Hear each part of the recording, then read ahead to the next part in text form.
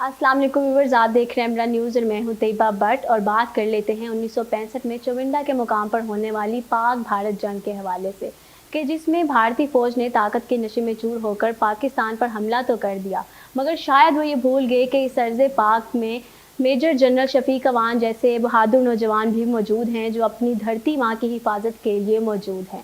और फिर दुनिया ने देखा कि किस तरह से जब भारतीय फ़ौज ने हमला किया तो 3 गुना अपने से भारी फ़ौज पर जब पाकिस्तानी फ़ौज ने हमला किया तो उनको धूल चटा दी और उनको दिन में तारे दिखा दिए। इसी सिलसिले में मेरे साथ मौजूद हैं मेजर जनरल शफीक अवान। उन्हीं से जान लेते हैं कि उस वक्त क्या हालात थे और नौजवानों के और जो सिपाही थे उनके क्या जज्बात थे। अस्सलाम वालेकुम सर। वालेकुम। कैसे हैं? अल्लाह शुक्र। अच्छा सर, मुझे थोड़ा सा बताइएगा कि 1965 की जब जंग हुई क्या हालात थे, आप किस बॉर्डर पे थे, थोड़ा सा हमारे साथ वो एक्सपीरियंस शेयर करें।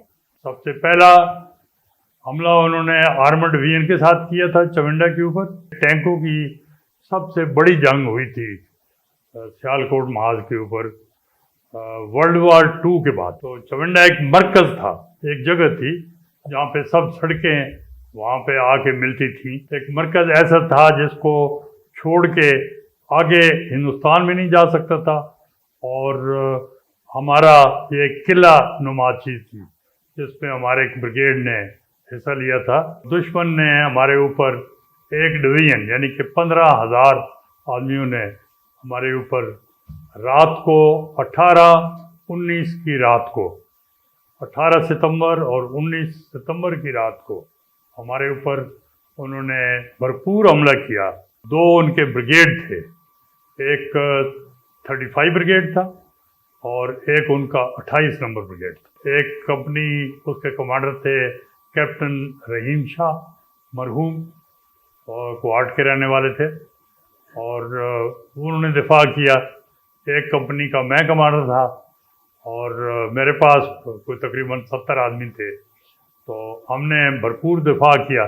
फिर एक और बैटल हुई जिसमें हमने उनको हरा दिया, फिर वो थोड़े पीछे चले गए, फिर हम थोड़े और आगे चले गए, उनको ज़्यादा नुकसान हो गया। तो इस तरह करते करते जो मौका था वो इस तरह था कि चविंडा शहर जो है उसको उसके ऊपर कब्जा करके हिंदुस्तान आगे बढ़ना चाहता था।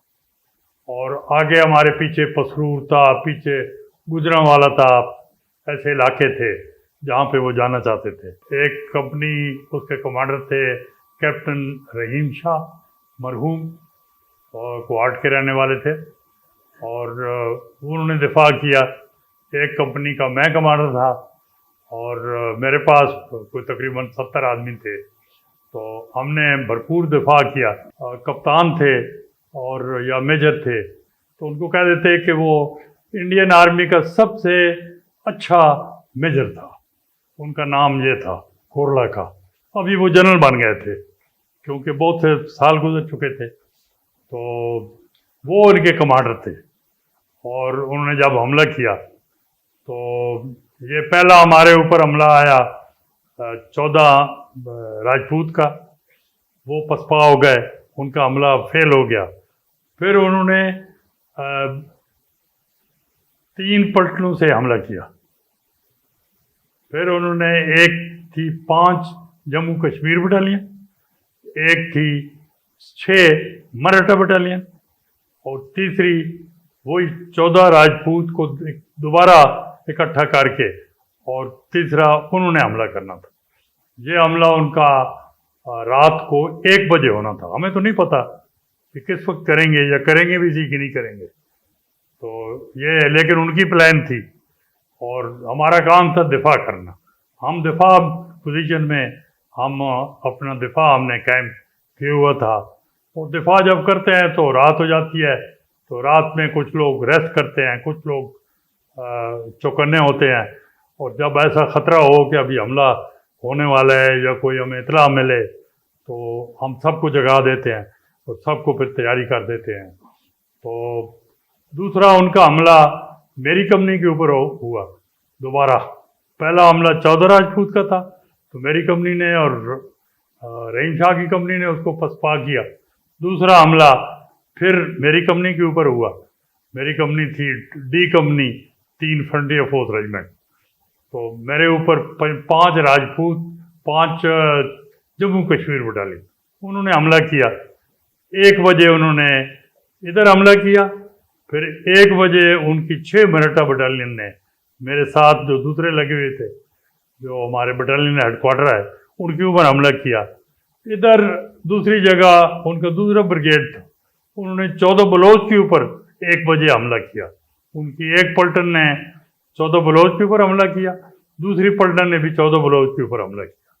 तो ये 5 पलटनों ने हमारे ऊपर रात को हमला किया। सारी रात हमारी 1 बजे इंडियन टाइम के मुताबिक जो उन्होंने अभी लिखा है, तो हमें भी शायद पता है कि हमारा 2 बजे थे, उनके 1 बजे थे।